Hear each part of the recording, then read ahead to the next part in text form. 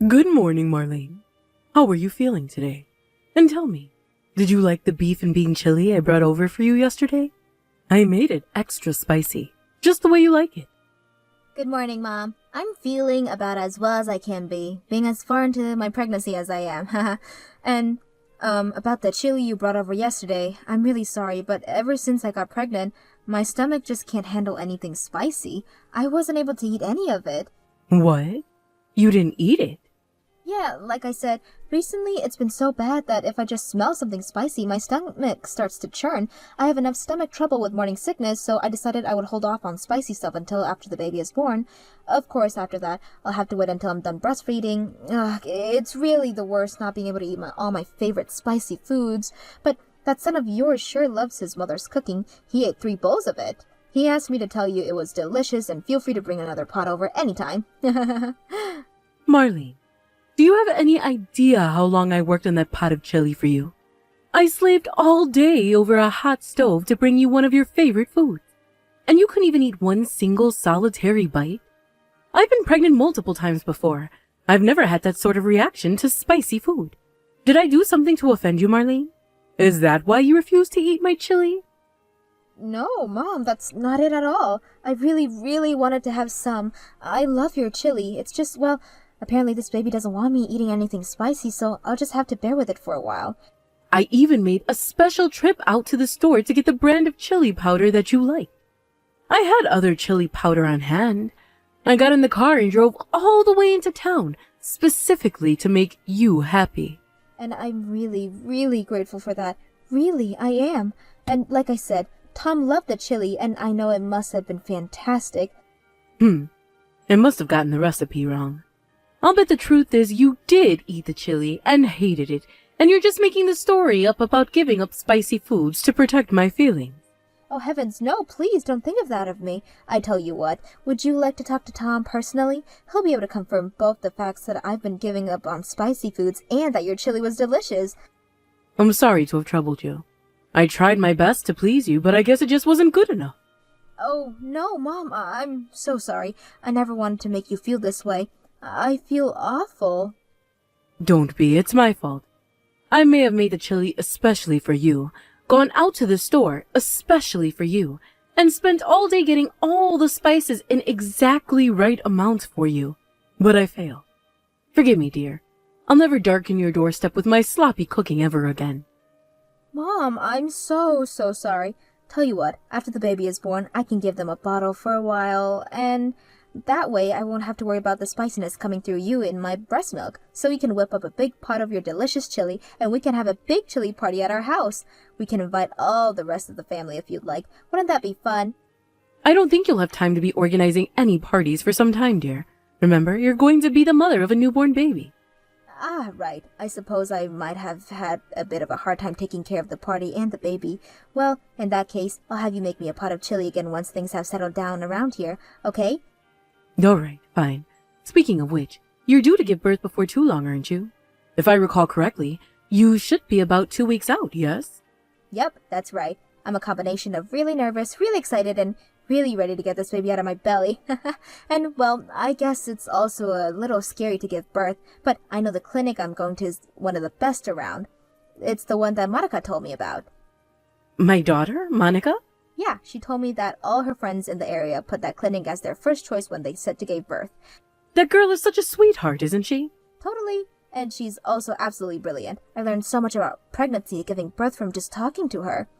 You know, Monica is going through infertility treatment. Oh, no. I had no idea. She never mentioned that to me. I see. Well, she's been going to a therapist for about a year now. And even in such a situation as that, she's still going out of her way to tell you about all those things. It must be so dreadfully painful for her. Let me make one thing very clear to you, Marlene. I'd better not catch wind of you bragging to Monica about having a baby before her. Do you understand me? Bragging? Mom, what makes you think I would ever do such a nasty thing to Monica? But thank you for giving me a heads up about her condition. I'll have to be careful not to say anything insensitive to her. Yes. See to it that you do.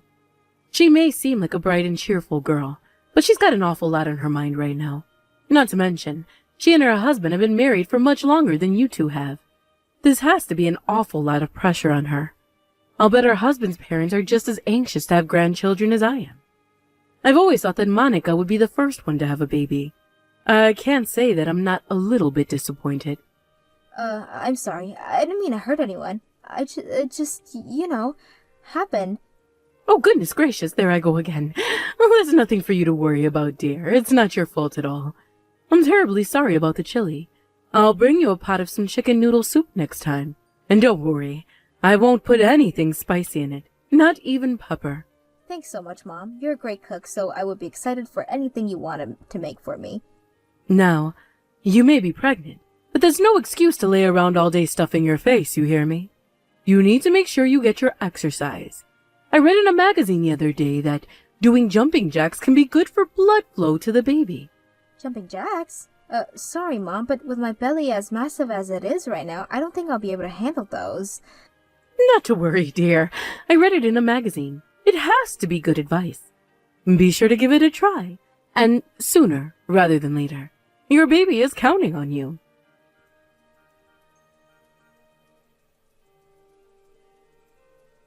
Hey there, Mom. I hope you made it home safely. I just wanted to tell you thanks again for stopping by the clinic today. I'm sorry if I seemed a bit out of it. I was just a bit tired from, well, you know what. Nonsense. I don't blame you at all. I've given birth twice myself. I know exactly how taxing it is on a woman's body. You go ahead and get all the rest you need. Trust me, you're going to need it. Thank you very much. I intend to do just that. It was odd, though. Huh? What was odd, Mom? The baby's face. The baby's face was odd? Indeed. She didn't look like my son at all. Really? Well, I guess she's a newborn, and I'm sure the resemblance will come out eventually. Oh, but if you ask me, I'd say her ears are really just like Tom's. I wouldn't be so sure if I were you. I'll never forget the day Tom was born. He was such a precious little angel from the moment I first laid eyes on him. But that baby... I feel like with that face, she would have been better off being born as a boy. That's an odd thing to say about your grandchild. But again, I'm sure she'll start looking cuter and cuter as she grows. For her sake, I hope you're right. If she doesn't lose that face soon, I would be surprised if she ever found a boy willing to marry her. Have you considered putting away some money in case she needs to have plastic surgery in the future?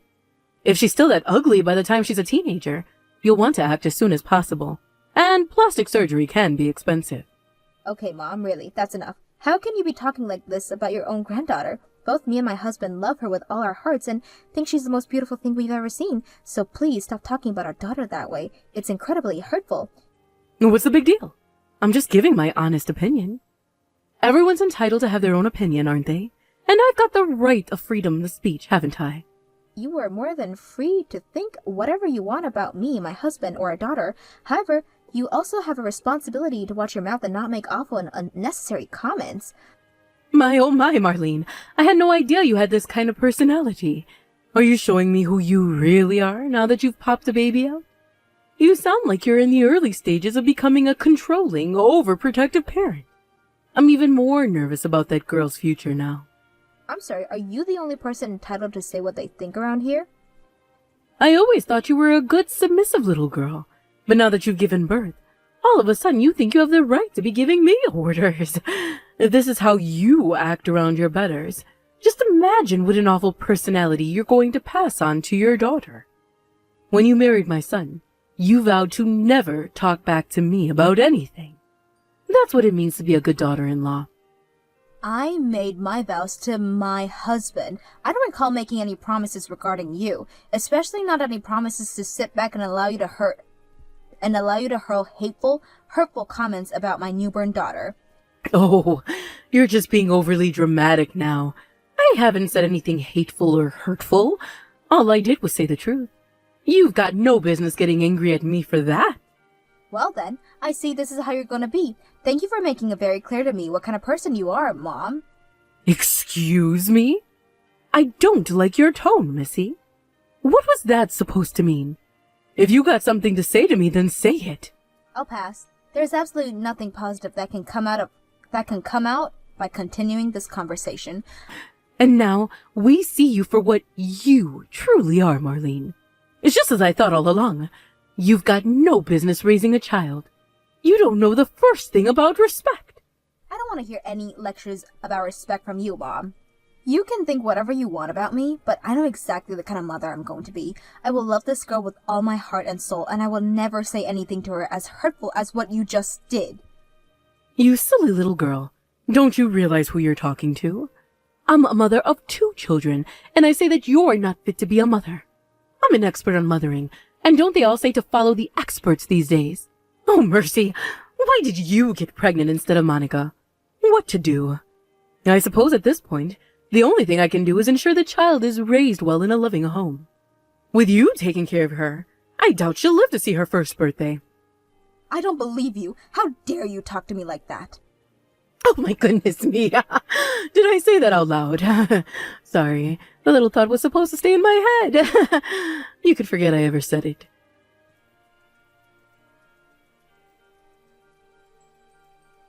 Well, Marlene, I know you've probably been worrying a lot about whether you'll be a decent mother for this child for the last few days.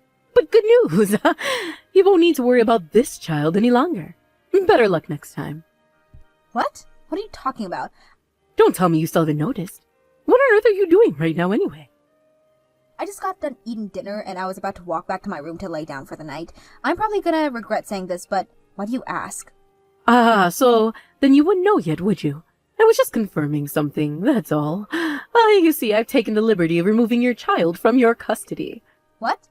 As I told you, I'll see to it that this child is raised by a loving and capable mother.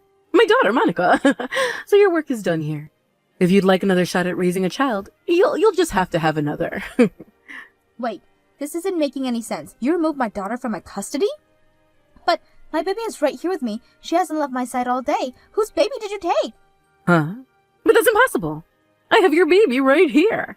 No, Mom, I'm looking at my baby right now. No, but this baby was in your room at the clinic. No, Mom. I moved into a different room today, so that baby isn't mine. I don't even know whose baby that is. You kidnapped a complete stranger's baby. This is unbelievable. What are you thinking? I guess that explains why all the clinic staff have been in a total panic today. Hold on. You're trying to trick me, aren't you?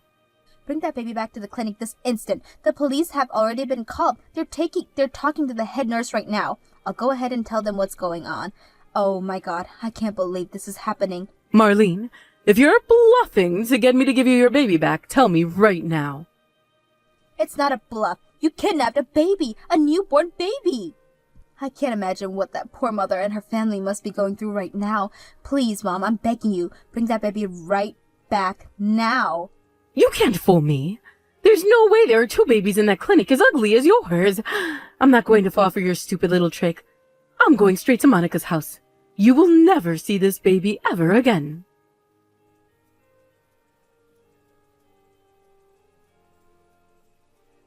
Hello there, Marlene.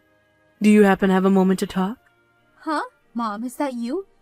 You, Tom, and Monica all blocked my phone number, so I had to get a brand new phone. Please, Marlene, I won't take long, but won't you please let me speak my piece? What do you want now? I'd rather never have anything to do with you ever again if that's possible. I know, Marlene. I know. I did an indescribably stupid and evil thing. The moment the police officer slapped the handcuffs on me and dragged me into the police car, I realized just what a fool I've been. From what I heard, the family whose baby you kidnapped agreed not to press charges. I take it you reached some kind of statement? That's right. My husband agreed to pay them the amount they asked for in order to keep me out of prison. And in exchange, he kicked me out of the house. I see. I never thought that I would be looking at a divorce at my age, much less having every single member of my family turn their back on me in unison. Things weren't supposed to turn out this way. You ripped a newborn baby out of the arms of his mother. You actually just walked into a hospital room, grabbed the first baby you found, and ran out of the door. I don't think you have any room to be complaining about your husband divorcing you, especially seeing how he paid the family off to save your skin. I know, Marlene, but I did it all for Monica.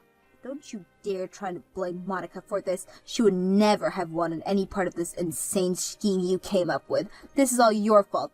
You had some sort of psychotic break and did irreparable damages of 2 families. You're a mother too, aren't you?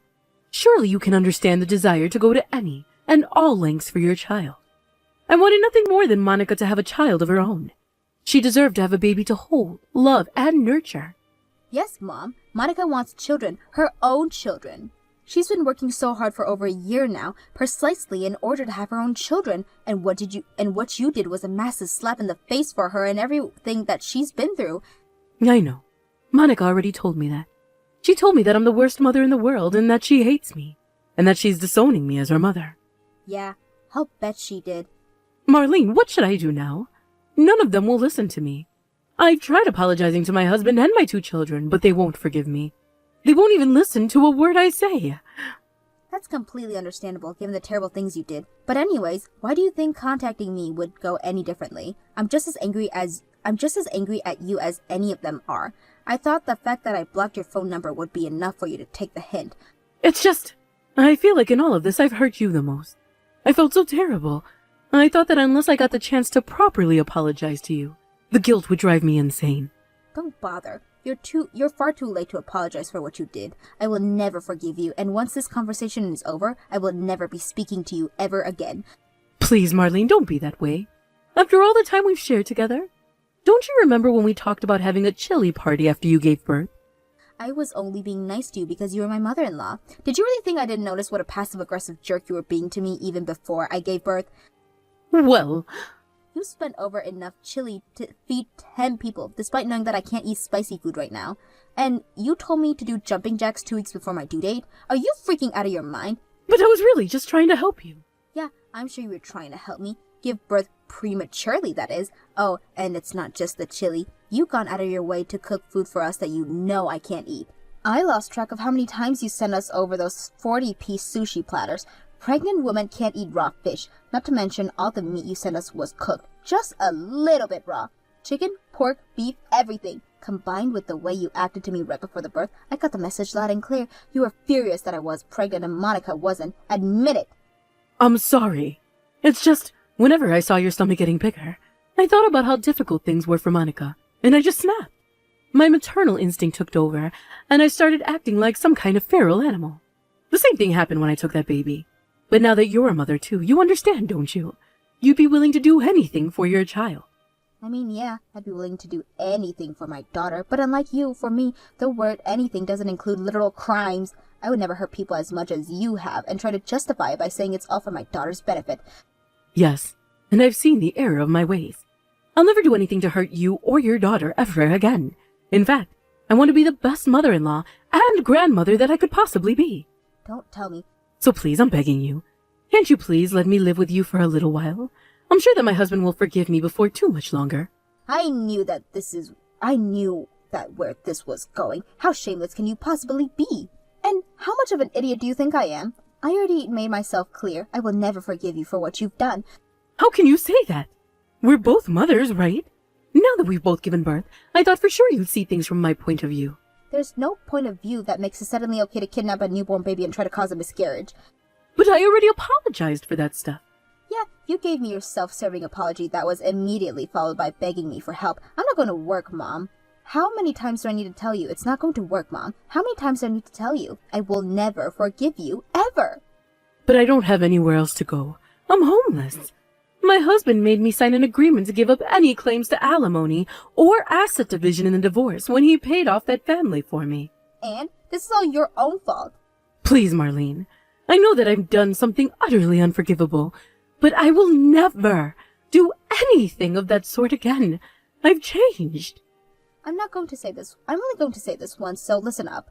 This isn't a matter of you apologizing, changing, or turning over a new leaf.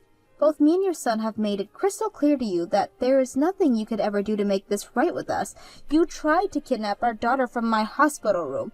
You should be counting your lucky stars that both our daughter and the baby you kidnapped were unharmed. Having you in the same house as my daughter is a risk that's far greater than I'm willing to take. It's difficult enough for me to even be talking to you by text right now. If I had to hear your voice or see your face, I think I'd go insane.